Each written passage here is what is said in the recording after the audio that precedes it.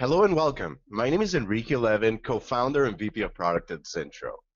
Zintro is a global online marketplace that helps connect companies with highly specialized consultants and other expertise providers for projects that range from one-hour phone consults to multi-month on-site engagements and even full-time jobs. I would like to thank the over 400 people who signed up for today's webinar, Apply a Rainmaking Strategy and Skills to Develop New Business, presented by Dr. John Brennan. It is with great pleasure I introduce Zintro expert John Brennan, President at Interpersonal Development LLC and Senior Consultant at Shipley Associates. Dr. Brennan has focused his career on developing sales organizations, designing and delivering sales training and coaching programs in North America, Asia, Europe, Australia, and the Middle East. His particular expertise includes sales management, sales skill enhancement, business development, sales coaching, and instructional design. To help a European auto manufacturer launch its most successful new product in history, Dr. Brennan designed and developed a global sales training program. He recruited, trained, and managed sales trainers to deliver the courses. Other sales training clients have included Gannett Company, Microsoft, Pharmacia, Prudential, and Volkswagen. Dr. Brennan has developed the interpersonal skills of hundreds of sales reps and managers in intense, small group, interactive, classroom-style courses. As a trainer facilitator, he has achieved outstanding participant satisfaction ratings. He's the author of the book Consultative Selling Skills and publisher of the Sales Coaching Matters newsletter and numerous articles on sales and sales training. If you would like to ask John any specific questions, feel free to use the question sections of your webinar control panel. On the top right corner of your screen, you'll see a little orange arrow. You can click, and then you will see a question section where you can write down your questions. Dr. Brennan will be responding these questions at the end of the webinar, so stay tuned. Without further ado, I would like to turn it over to our presenter today, Dr. John Brennan. Thank you, Enrique, and welcome everybody. And I imagine that if you're like most consultants that I know, you are responsible for sales, as you've responded, but you also see sales as a necessary evil. And partly that's because you're not quite sure that what you're doing is the right thing to do, that it's the most effective thing to do. And you get a lot of your sales right now probably from the sheer energy that you project and enthusiasm that you have for your products and services. And based on that, you close a lot of deals. But there's another way, and that is a consultative approach to sales. And that's what we're talking about here today. And I'm going to use the word sales and rainmaking interchangeably. It's the same thing. So let's first talk about our objectives, which is simply to apply some rainmaking strategies and skills to develop new business. And now let's talk about, first of all, how your client manages consultant relationships. How do they judge what to do with a new consultant who approaches them? And you start out as an unknown bidder. They see you as just somebody that they don't know, and perhaps you're putting in a bid on a request for a proposal that they put out, or perhaps you're just approaching them to introduce yourself. If you are fortunate enough to win some business from them, they then see you as a supplier, as someone they can call on when needed to provide services. If you do well as a supplier, then they look at you as a preferred supplier, and they try to they give you more opportunities and give you first crack at opportunities that arise. If you do well at that, then they allow you to become a problem solver, to actually work with them to figure out what needs to go into a request for a proposal, or what kind of services they need and where do they fit into their organization. And then finally, if you're good at problem solving, you become truly a partner with them. And when you're a partner, you're not just a supplier anymore, you're part of their team. And so you're able to identify issues in their organization that need attention, and you have access to as many people as you want.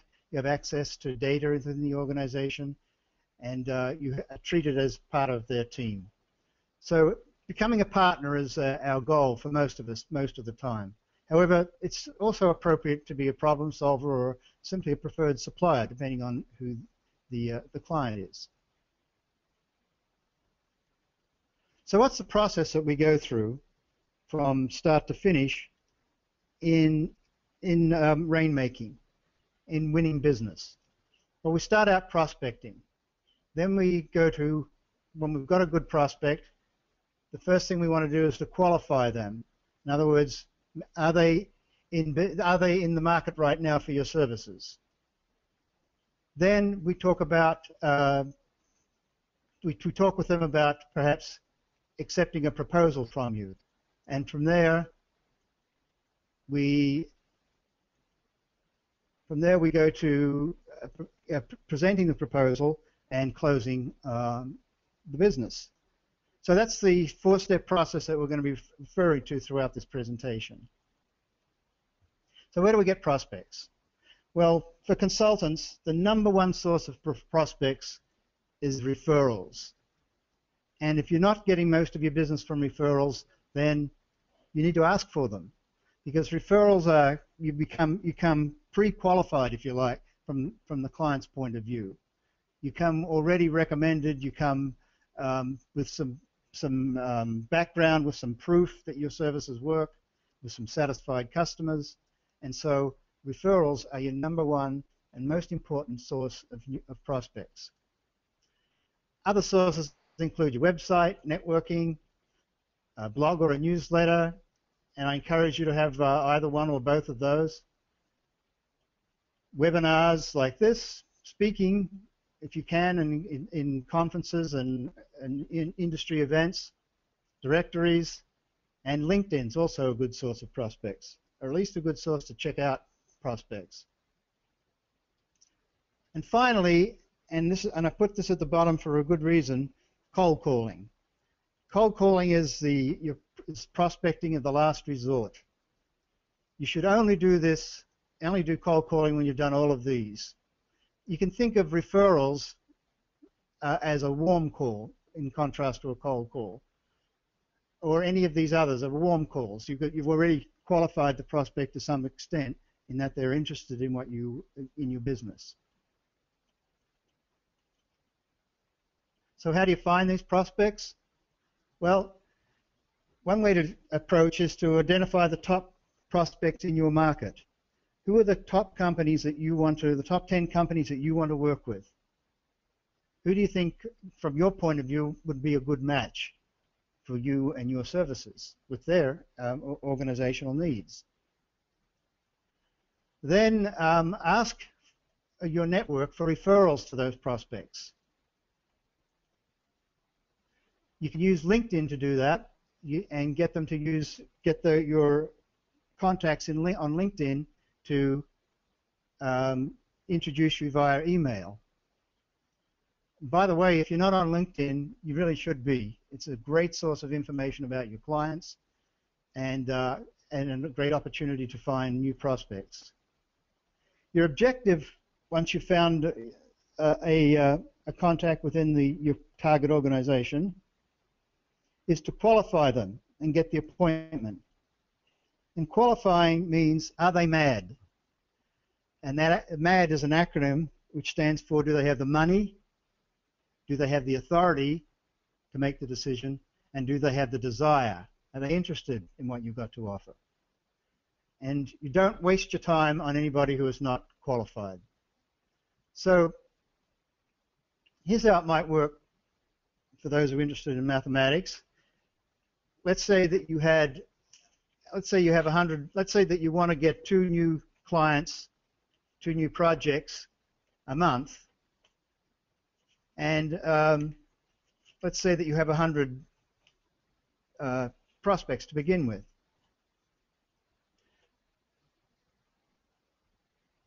to get 2 new prospects, to get 2 new accounts, you would need to have at least 10 prospects in the funnel, 3 of which would become qualified. So you pursue 3 out of the 10, and then close perhaps as much as 70% of the 3 that you pursue. In other words, 2 out of 3. So there's your 2. And it's good to keep in mind that this funnel system, this keeping track of the numbers of how many prospects you have and how many that you ended up were qualified and you pursued and how many you closed, it's a good way to help you identify any weak spots that you might have in your sales process. It also facilitates business planning. If you can count on 2 accounts a month, then you can project your income a lot more easily.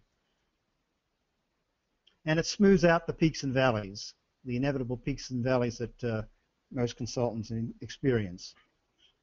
So keeping track of your prospects and trying to use these numbers as a benchmark can really help you.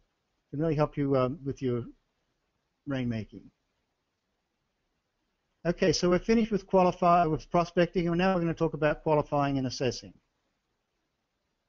But let's first talk about what that first contact with your prospect is like. How do you build a relationship with a prospective client? And keeping in mind that you've got to get any sale, there's always some emotion and some reason involved. Reasons alone won't get a prospect to be converted to a client. They need to have some emotion. They need to feel some pain, and they need to feel that this is some relief. What you're offering will relieve that pain. So there needs to be emotion present, and there needs to be some logic. So it's important initially to start to build a relationship so that you can discover these things. And these things are not, I'm just going to list them up here for you to take a look at. They are things that you know how to do. There's no new skill involved in here. And I'll pick out just a few. Using your client's name early and often is a good thing because, as to paraphrase Shakespeare, nothing sounds as good to you as the sound of your name. So use a prospect's name. Make eye contact if it's an appointment and person to person. Shake the hands. Don't miss an opportunity to shake hands. It shows to that customer that you are a real person, that you're a warm human being just like them. Show genuine interest in your client. If you can break the ice with laughter, that's great.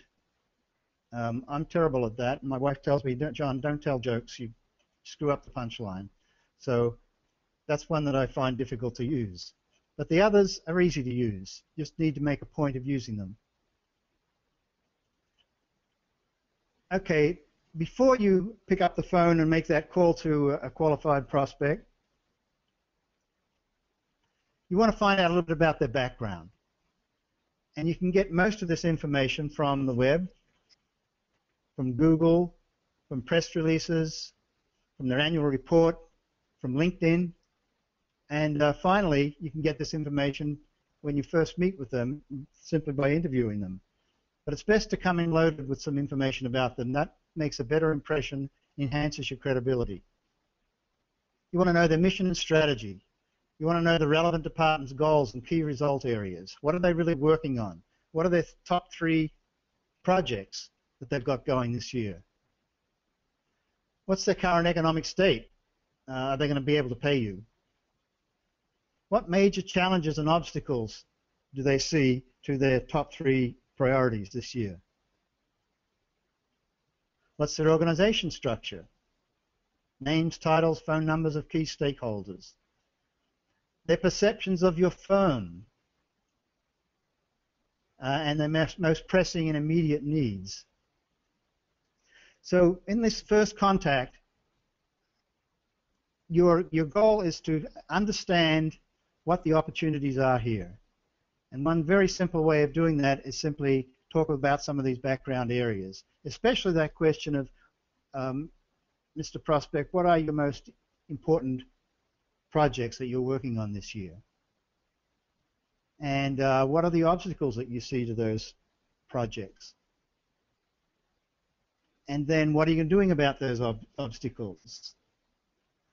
And then if you've, at that point, often you've hit a nerve and they begin to get a little bit antsy, then you know that this is an opportunity for you. And that's when you say, maybe I can help. Maybe I can be of service here. Maybe I can help overcome that obstacle to help you reach your project goals. So you're positioning yourself as a consultant, someone who can help them reach their goals. So as we said earlier, the qualified prospects are mad. They have the money, authority, and desire. Listening and probing means asking questions, are the key skills in qualifying. You have to ask a lot of questions and do a lot of listening to figure out whether this person is worth pursuing. Maybe the organization's still a good prospect, but this particular person that you're talking to, particular contact, may not be. So you need to qualify them by asking those questions. Then you want to find out what are their business needs and priorities. And most of their needs and priorities can fall into the buckets of make money, save money, or improve productivity. Almost always that's where the pain is. And clients, like to avoid pain. They're human beings. They want to avoid pain. And the word VUCA is an acronym, and it stands for volatility, uncertainty, complexity, and ambiguity. Your clients hate those things. They want everything to be clear and smooth. And when they are not, when there's volatility, uncertainty, complexity, or ambiguity around, they become uncomfortable. And that's the point where they bring in a consultant, is when they're uncomfortable. And it's your job initially to identify that pain, to find out just how strong that desire is for them to ease the pain, and then show them how you can help.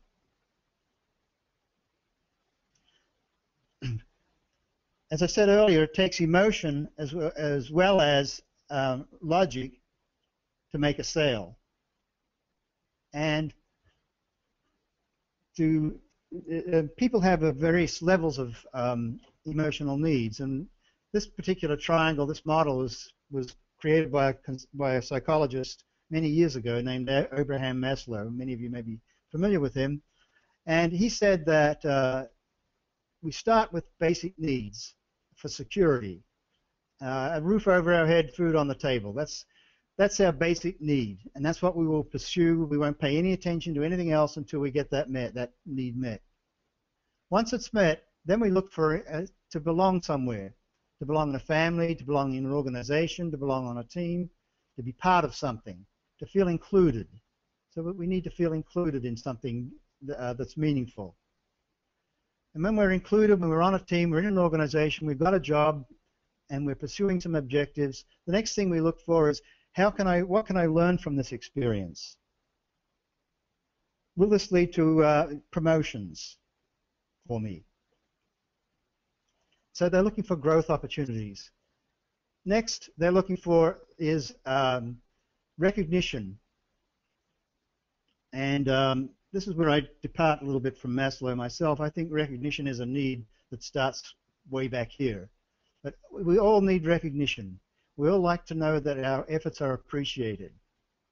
We all like to know that people understand what we're trying to do and what our objectives are, and that they appreciate those and give us feedback, positive feedback.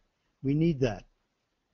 And then finally, once all these needs are met, then we go into self-actualization, which according to Maslow means that we are self-sufficient, that we work for the love of the work, we work because it enables us to become all that we're capable of becoming. And we don't need these outside influences like recognition and pay and incentives in order to feel good about ourselves. and to be fulfilled and fully capable of doing all the talents that we have. So these are the needs that we might plug into with the client. A client can be in any one of these stages when we approach them. And it's our job to find out just where are they on this hierarchy, and then how can we respond to that in order to close a deal. And most of those needs, whether they're business needs or these emotional needs, are like an iceberg. They'll talk about, or it's easy to see some of them, and at the top of the iceberg, the requirements, for example. Perhaps they put out an RFP, or they're willing to talk about the requirements for the engagement. But their emotional needs and some of their more hidden but important business needs are underneath the iceberg. And as we know, and just like the iceberg, they're bigger and there's more of them than there are on the top. So we've got to uncover those clients' needs. And the way to do that is to listen and ask questions. Some other benefits of listening rather than talking is that your client is going to feel positively disposed towards you. They're going to feel good about you. And surprisingly, when you listen, they'll tell you all that you need to know in order to win their confidence and win their business. They may repeat things because they're not sure that you heard them and understood. The more they repeat something, that's a signal that they're of its importance to them. So if they keep talking about value and they keep bringing up value early on and talk about it often, you can be pretty sure that that's what they want to see in your proposal. That's what they want to hear from you when you talk with them about your services. Listening also shows respect and caring about the other person. And respect and caring is one of those emotional needs that we talked about. It also installs confidence in the client that you will be able to deliver a project that addresses their needs. You've listened to their needs, so now there's a reasonable expectation that you'll be able to deliver a project that meets those needs. You can look at yourself as listening as a gift to your client, a gift of your time and attention. You're putting aside everything else for the moment, all your other thoughts, all your other goals, all your other objectives, everything that you want to say, and simply listening, simply taking in what they say, what your client says, and viewing the world through your client's eyes. And finally, that a benefit of listening is that when it comes your turn to do the talking and to present your proposal, to talk about your services, they are more likely to listen to you. Sort of quid pro quo. Okay. Here are some little tips on listening. Putting yourself in the client's shoes. Focusing your mind on what the client's saying and not what you want to say or what you're going to say next or what you think you should say next or what question you want to ask next, but simply zeroing in on what they're saying. Shutting out distractions. Listening for the entire story, the whole story, not just a piece of it. Try to get a picture of what's really going on inside this organization, not just the little piece that requirement perhaps that they're talking about.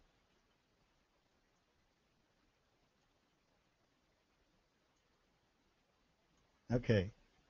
And finally, check your ego at the door. Sales is not a place where big egos and that are easily bruised can do well. You need to be able to listen to a client, get feedback from a client. Sometimes it's negative. You need to be able to hear that, take it in, understand it without becoming defensive.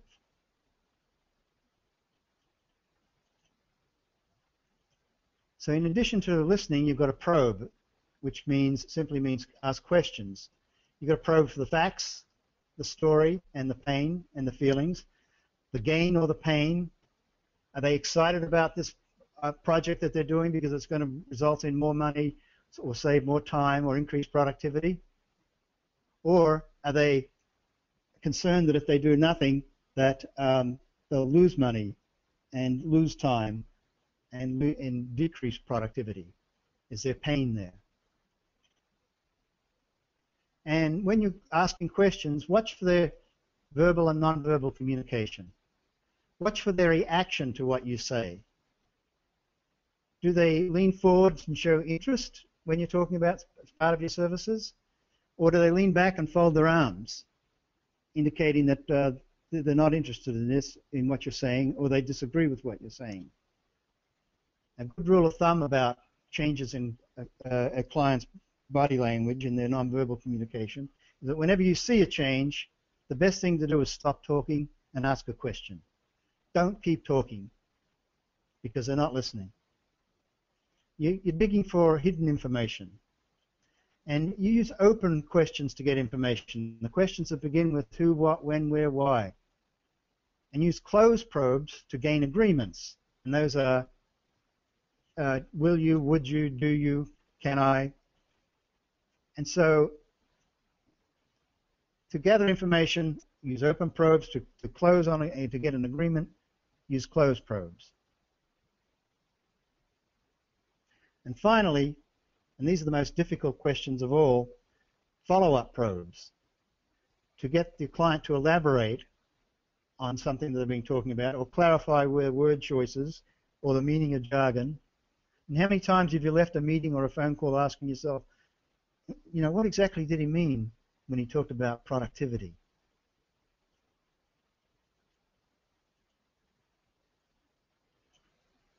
So we've talked about today, we've talked about prospecting and qualifying and assessing. And now we're going to talk about preparing a proposal. At this point, you've qualified your prospect, they're interested, and they ask you for a proposal. This may be a formal proposal in writing, or it simply might be a verbal one where they say, well, what can you do to help? You know, what do you think you can do to help relieve this pain? What do you think you can do to solve this problem? In either case, you need to be prepared. And the first thing you need to be prepared with is a value proposition. So what's a value proposition? Well, it's a statement that quantifies anticipated improvements for your client. And it states the payback period, the return on investment that they can expect from your services. And many of us forget to do this, that we talk about our price, and what we don't do is talk about how that's going to make money for them or save them some money. Specifically, the more specific you can be with your value proposition, the better. For example, you could say, hi, Mr. Prospect, my name is John Brennan. Sarah Smith suggested I give you a call. We help companies like yours improve sales results by 20% by developing the skills of your sales consultants. Do you have a moment to discuss this? So your value proposition is a great opener when you call a prospect from a referral. And the more quantifiable it can be, the more effective it is, the more credibility it has, and the more likely your customer or your client is going to listen to you. You should also have a differentiator. And what this means is that your competitors may have a similar value proposition. They may come into your client and say the same things that you're saying. So you need to place in your client's mind something that is going to help differentiate you from your competitor. And it doesn't have to be of anything that's like world peace. It's just got to be something that's of value to your client. It can be a very small thing that's a little differentiator. If you've been in the market for buying a car, for example, the prices may all be the same, and then you shop around and find that all the dealers are offering the same product for basically the same price, and then one of them just says, I'll throw in some car mats, or I'll throw in a little extra feature, a heated seat. And that seals the deal, because they've differentiated themselves and they've added a little bit extra value. Clients buy benefits, not features, and not advantages. And what do these mean? Well, let's take an example of a cup, of an ordinary drinking cup. A feature of the cup is that it has a handle. The advantage of that handle is that it doesn't burn your fingers. The benefit of it is that if you're in the market for a cup, this is the good one. A feature is not enough for a client to buy. Simply saying we've got this great 7-step process that's going to solve this problem for you, Mr. Client, isn't enough. They've got to see that there's a real benefit to them, that it's by your this feature is actually going to result in some cost savings to them, some increased productivity, some increase in revenue.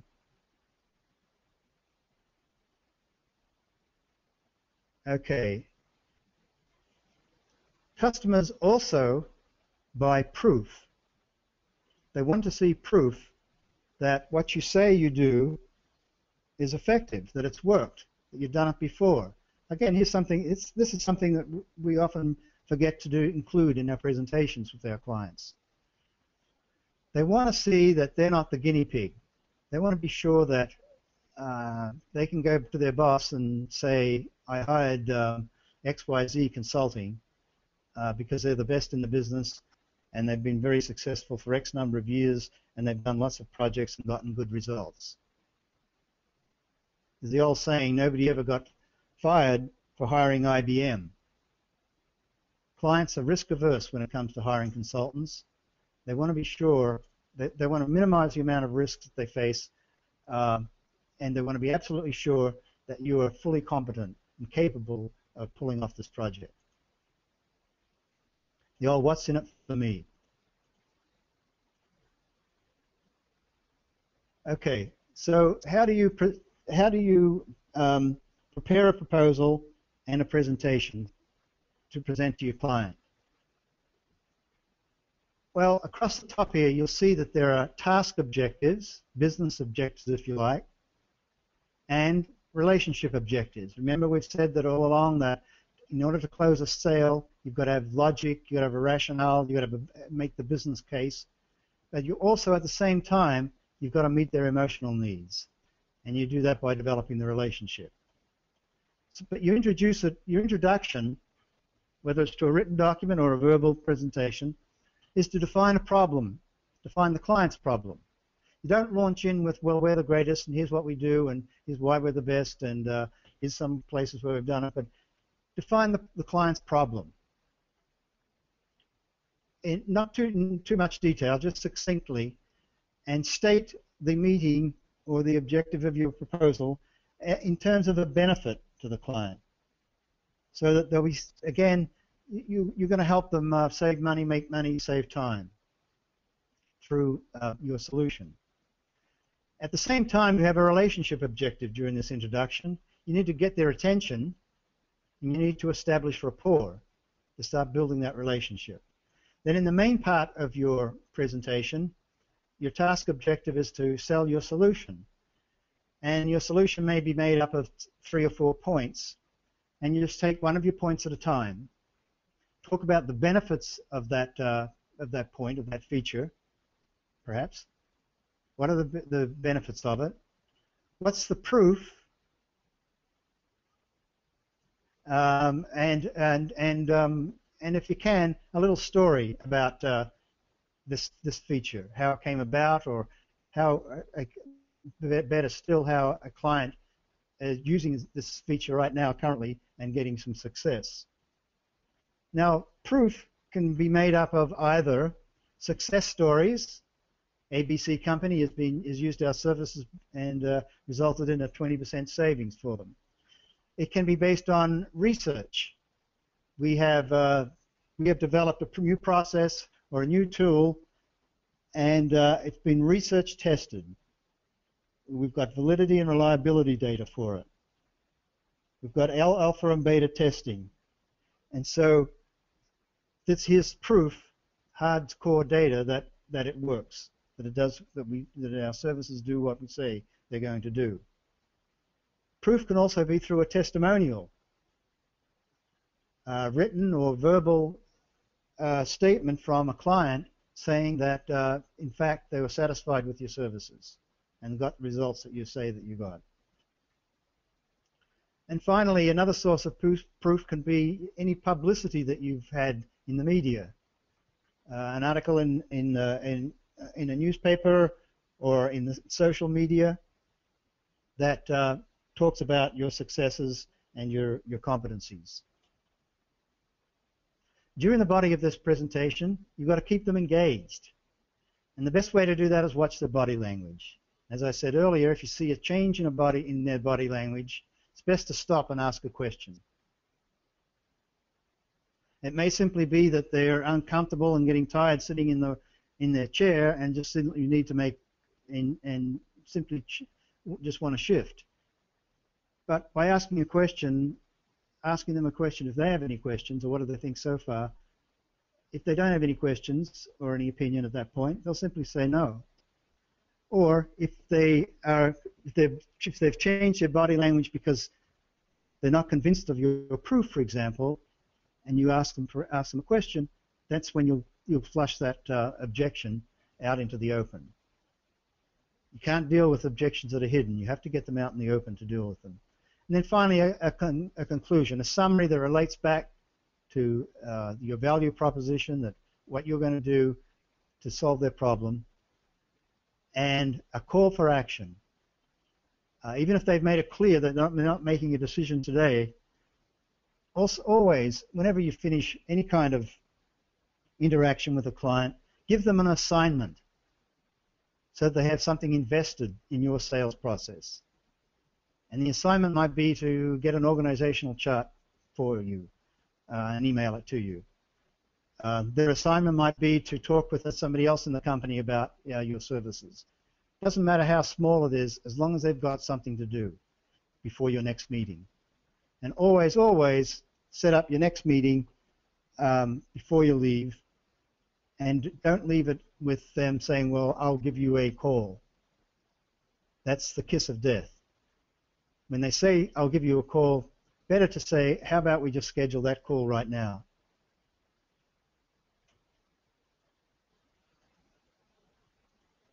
Okay, so we've talked about prospecting, we've talked about qualifying to see if they're mad, they've got the money, authority, and desire. We've talked about preparing a proposal and presenting it, and now we'll talk about a little bit more about presenting and closing. Okay, what are the elements of a persuasive presentation?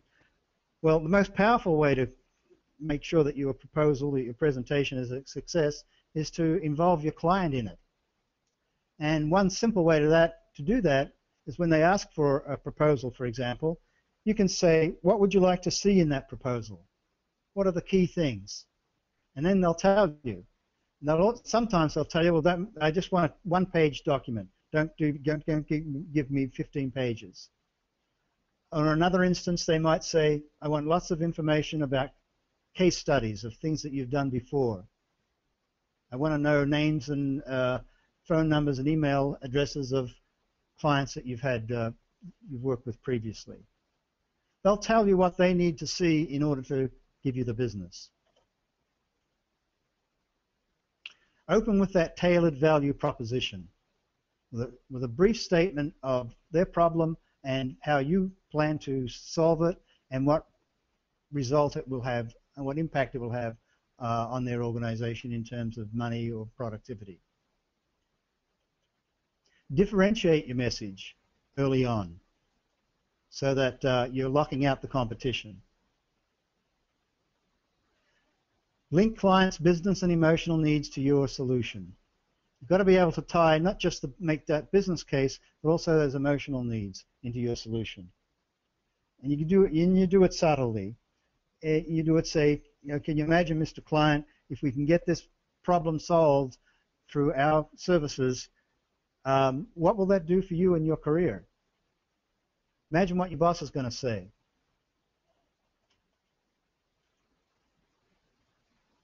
And each step of your presentation, as we mentioned earlier, make sure you talk about the benefits of it. We've got a 7-step process, Mr. Client. In step 1, we do an assessment. Here are the benefits of doing the assessment. Don't take it for granted that they know what those benefits are. Again, also show proof that your approach works. With our first step, Mr. Client, is to do an assessment, and what that's going to mean is that the benefits of that are that we'll know how to target the issues and that way save you time and money. By the way, Mr. Client, we've done this very successfully at ABC Company. That's the proof. And of course, when you're making a presentation, use color, visuals, and multimedia if you can. And always close with a request for action. And rehearse, rehearse, rehearse. Okay, now from time to time, clients are going to throw up objections. And objections are simply requests for more information. I mean, that's the way to look at them. Don't look at them as, uh-oh, they don't like my presentation, they don't like me. Uh-oh, this is a hurdle that I'm going to have to jump over that they're throwing up here. And this is going to be the end. This means that they don't want to buy my services. No, it's simply their way of asking for you to explain, to justify, to prove some point that you've been making. So the first thing to do is to listen to the objection without getting defensive. Let's say they say well, your price is too high. Simply listen to that and ask a question about it, and don't get defensive saying, well, it's not really that high because we get all this blah, blah, blah, or our competitors are even higher. But probe the objection a little bit further and ask them, your price is too high compared to what, Mr. Client? And do you mean that our prices means that we're exceeding your budget? Or does it mean that you don't see the value that you're getting for that money? So you probe to find out what that real objection is. Confirm that it's a real objection. So Mr. Client, just so that I'm clear, you're not convinced at this point that you're getting all the value that you'd like to get from our proposal. Am I right in making that statement, assuming that?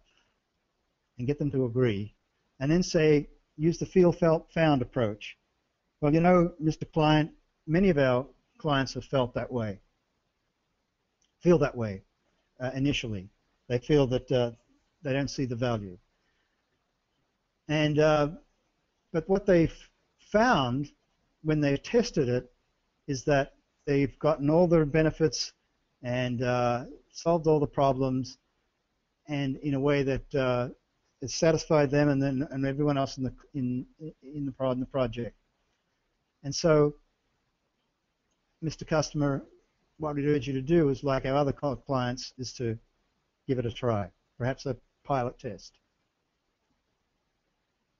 Okay, so by referring back to somebody else, then you're taking it away from you. It's not you, just you, saying, well, Mr. Client, I promise you it will work, or I guarantee you it will work. Better to say, well, you know, many of our clients have felt that way, and here's what they found when they tested it.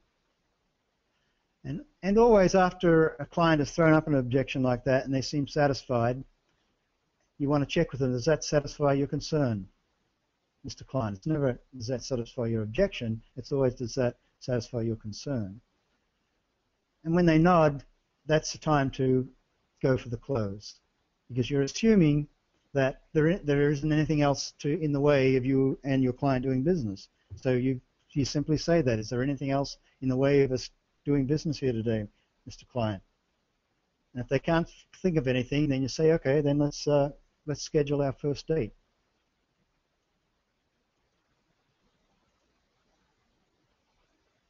So clients will give you buying signals when that it's time for you to close them, when they're satisfied, when in their own minds this is going to work. They like you, they like your services, they think you've got a good understanding, they're satisfied that you are can do what you say you're going to do, and so they're ready for you to ask them for the business. And they do it in some kind of roundabout ways. Sometimes they ask for details about your services. When you're going to start, when do you typically start, how much time between now and when the project starts might there be, how long might the project take, and so on. An objection, once it's answered, is a buying signal, as we've said earlier. Always try to close after an objection. If they pick up, if you've given them a copy of your proposal and it's been sitting there on the desk, when they pick it up, is often an indication that they're satisfied and they're ready to move on. And of course, any change in body language, especially if it's a positive change, especially if they've been sitting back, reflecting, hands on the chin, and in that thinking posture while you're presenting, and they've asked some questions or thrown up some objections, and then they go back to thinking, and then you say something, and at some point they sort of take a deep breath and a sort of a sigh almost, and lean forward, or the whole body language, just the whole body relaxes. That's an indication that it's time to close. So any change in body language when you're near the end is a good indication.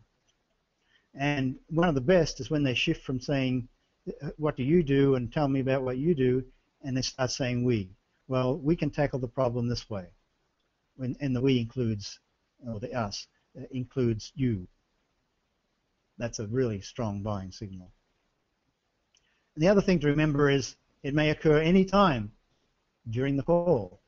You may be in the middle of your presentation and you'll see these buying signals. It's time to close, even though you haven't finished your presentation. Don't go on, because you can talk yourself out of a sale. Just stop right there and then when you see something and ask, do you have a question, Mr. Customer? And if they say no, I'm so far so good, I'm happy, well then should we go ahead and schedule the first meeting and try to close?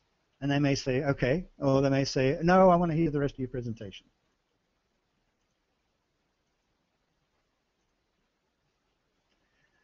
Another technique in closing business is to build up to the big yes.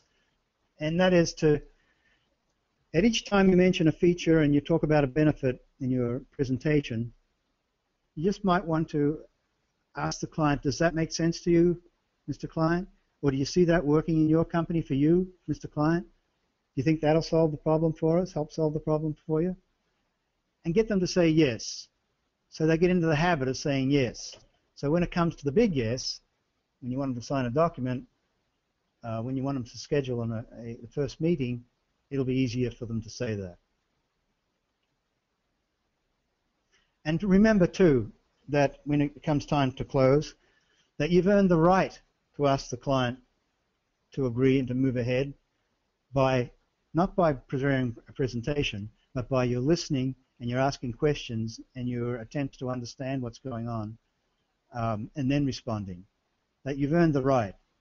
Sometimes we feel like, I've got no right to ask for all this business, this huge project perhaps. But to remember that, yes, you do, because you've earned it.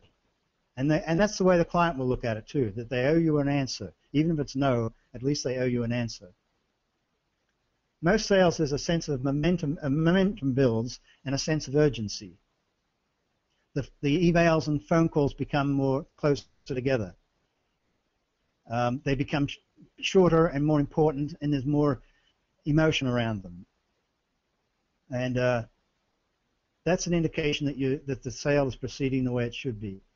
It's when things slow down and there doesn't seem to be much action and there doesn't seem to be much enthusiasm around around the sales process on the client's side, that's when you get worried. And always, whatever the purpose of your meeting is, whatever kind of presentation you're doing, you're driving to a commitment to next steps. It's not just a presentation for the sake of educating or informing your client. It's in order to close a sale, in order to get them to go to the next step, whatever that might be. So we've covered an awful lot of territory in this webinar to date, and I just want to say, first of all, thank you for being patient with me and listening to me drone on about this stuff. It's important. It's all important stuff, and it's all critical to a successful to successful rainmaking. And there are a couple. Let me just summarize a couple of points that I've made that I want to make again. And that it's a process of matching your client's needs, their business needs and their emotional needs, to your benefits, to the benefits of your services. Qualifying your prospects means determining if they are worth pursuing.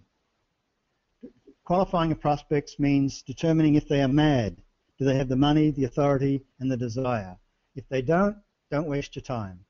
There are other fish in the sea. Rapport building, listening, asking questions, they're all the skills that you need in qualifying. They're all the initial skills that you need. Note, presentation skills is not among them.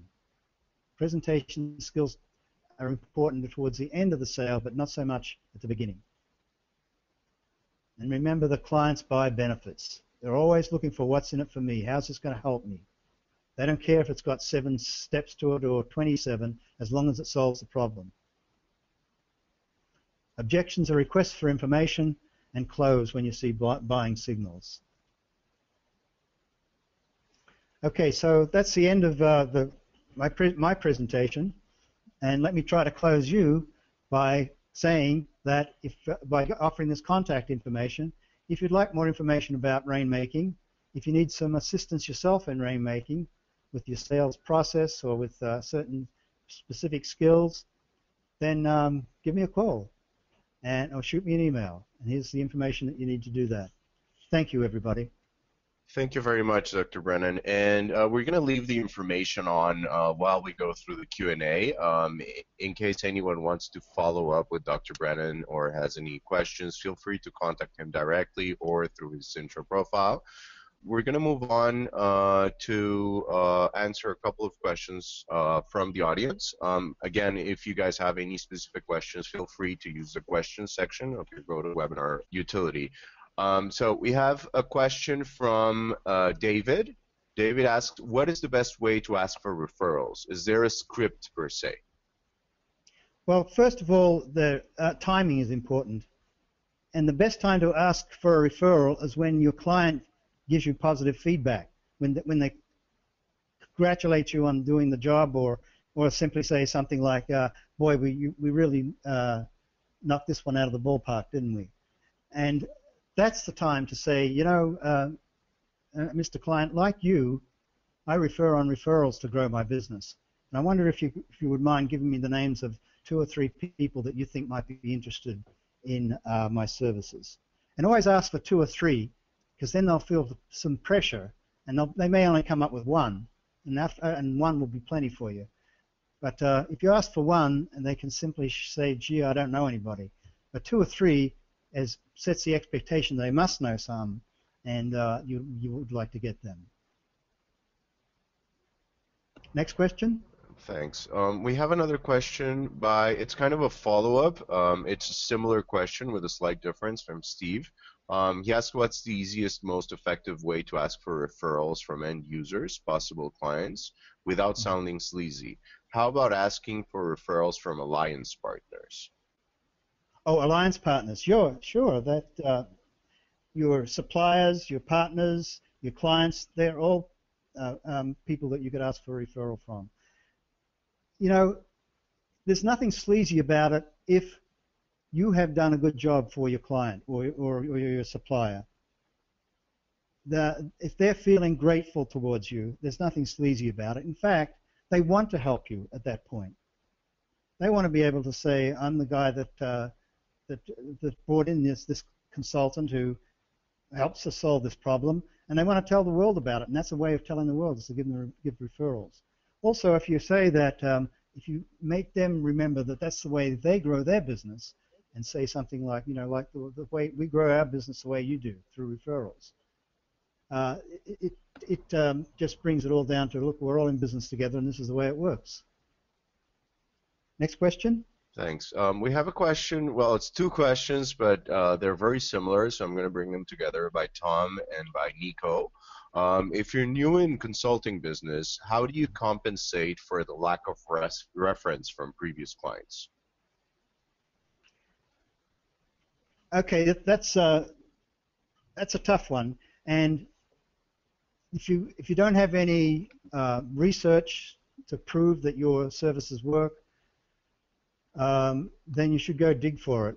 And it simply might be, let's say you have a model of consulting and you've drawn it from a well-known, well-published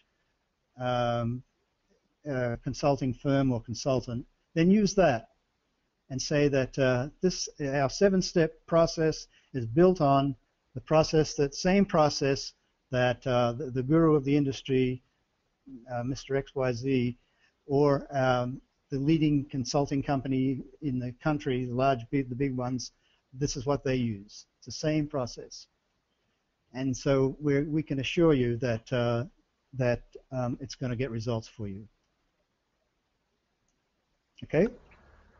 Okay. Next question. We have a question by Beatrice, and she says, thanks a lot for your information. Great webinar. One of the toughest environments to start negotiations are the so-called business meetings at fairs or trade missions, where the time to talk is very limited. What would be your best suggestions in these cases? Okay, at a trade or a fair, your objective is to, first of all, get the information of the particular prospect, their name, email, and phone number. If they give you that, and you've got a whole bunch, if there's a whole bunch of people crowding around your booth at a trade show, then sometimes that's all that you can do, is just get their name, email, and phone number, and ask them if you can follow up with them, get them to say yes to that, and then move on to the next person. If they are the only one, or it's quieter, and if they're the only one that you're talking to at that time, then you should get the name, phone number, email, and ask them and find out if they're mad. Do they have the money? Do they have budget for this? Do they have the authority, the A for authority? Are they the decision maker? And then D, what level of interest do they have in it? What desire do they have? So attempt to begin to qualify them. By the way, in asking them the sensitive question of are they the decision maker, rather than simply put it bluntly like that, it's better to say something like, who do you need to consult in order to come to a decision about this? Or what's your decision-making what's the decision-making process in your company? Or who else is involved in this decision? That way you protect the ego of your prospective client, but you get the information that you need. Okay, don't go any further than qualifying them. If they are qualified, then your next objective is to set up an appointment with them immediately and tell them you would like to come in and talk about their needs and talk about your services in more detail. Get that objective, get that meeting. If they're not qualified, don't waste any more time with them. Okay, next question. Thanks, Dr. Brennan. We're going to go through a couple more. We're running out of time, but I will provide Dr. Brennan with all remaining questions so he can follow up after the presentation. We're going to do a couple more. We have a question by Reza. Reza asks if the client's point of view on contractors is as an obeying agent, what can we do?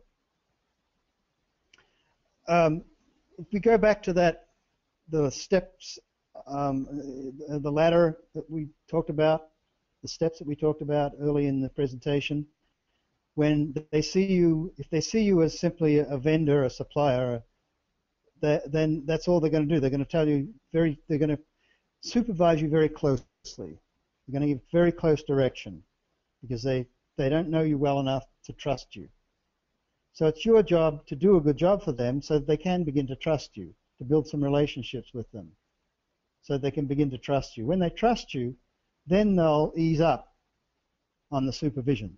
They won't throw out so many directions, and they'll enable you to become a preferred supplier or a problem solver.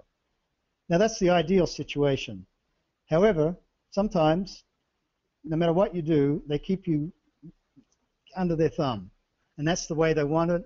And all the psychology in the world isn't going to get them to change that.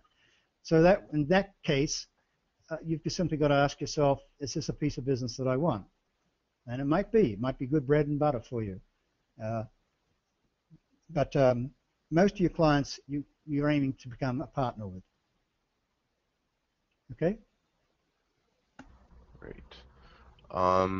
We have, let's go for a last question by Leticia. Do you have any suggestions on determining the cost of your services?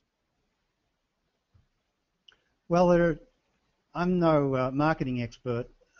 Sales is my niche, but I take two approaches. The first is cost plus profit, is to simply figure out, ask yourself if you're an individual consultant, how much money do I want to make this year? Let's say you say 150,000, and then you say, okay, what is the cost of my services per day? And there are 260 working days in a year. Well, let's make it simple. There are 150 working days in a year. Divide that into 150,000, then you come up with $1,000 a day that you need to get. So that's one approach to doing it, and that's the approach I use. And it usually comes out that the price is fair and manageable, and for the client. The second approach is to survey the market as best you can, find out what other consultants are charging, and then put yourself there in about the middle, being neither the lowest nor the highest. That's another method I've used too at times. But again, I'm not an expert, but those are two suggestions that I can make for you. Any more questions? Well, we have a couple more, but we're running out of time, so we'll have to Okay. follow up after the presentation.